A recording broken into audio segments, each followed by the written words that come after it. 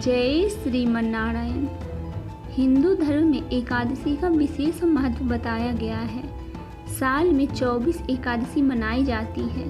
जेठ महीने की कृष्ण पक्ष की होने वाली एकादशी को अपरा एकादशी के नाम से जाना जाता है। आइए इस अपरा एकादशी व्रत की कथा सुनते हैं। पौराणिक कथा के अनुसार महिद्वाज नाम का एक राजा था जो बहुत धर्मपरायण और दयालु था।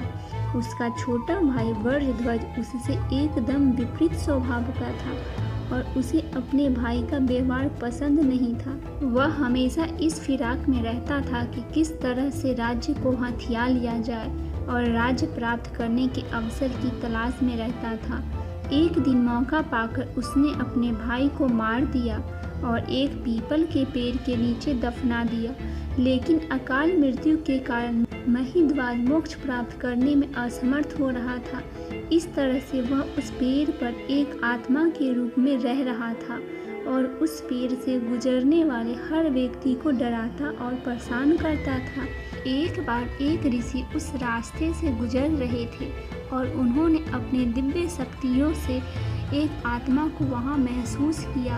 अपनी दिव्य शक्तियों के साथ उन्होंने महिद्वाज के बारे में सब कुछ जाना और उनकी स्थिति के पीछे का कारण भी जाना।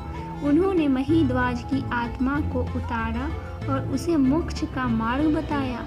मोक्ष प्राप्त करने के लिए आत्मा की सहायता करने के लिए ऋषि ने स्वयं जेठ मास के कृष्ण पक्ष में होने वाली अपरा एकादशी व्रत का नियम पूर्वक पालन किया। फिर जिस प्रकार ऋषि ने महिद्वाज को बताया था उसी प्रकार महिद्वाज ने भी व्रत और नियम का पालन किया। उस दिन के बाद से ही लोग अच्छे कर्म प्राप्त करने और मोक्ष के मार्ग पर आगे बढ़ने के लिए अपरा एकादशी का व्रत रखते हैं। फिर भगवान विष्णु के आशीर्वाद और नियम पूर्वक व्रत का पालन करने से अपरा एकादशी के व्रत का कथा सुनने या पढ़ने से भगवान विष्णु और माता लक्ष्मी का अपार कृपा दृष्टि हम भक्तजनों पे बनी रहती है। अतः इस अपरा एकादशी का व्रत की कथा सुनने या पढ़ने से भगवान विष्णु और माता लक्ष्मी का अपार कृपा दृष्टि हम भक्तजनों पे बनी रहती है। आशा करती हूँ मेरी ये छोटी सी प्रस्तुति आपको पसंद आई होगी। पसंद आए तो चैनल को सब्सक्राइब, वीडियो को लाइक और शेयर जरूर करें। जय श्रीमन्नारायण।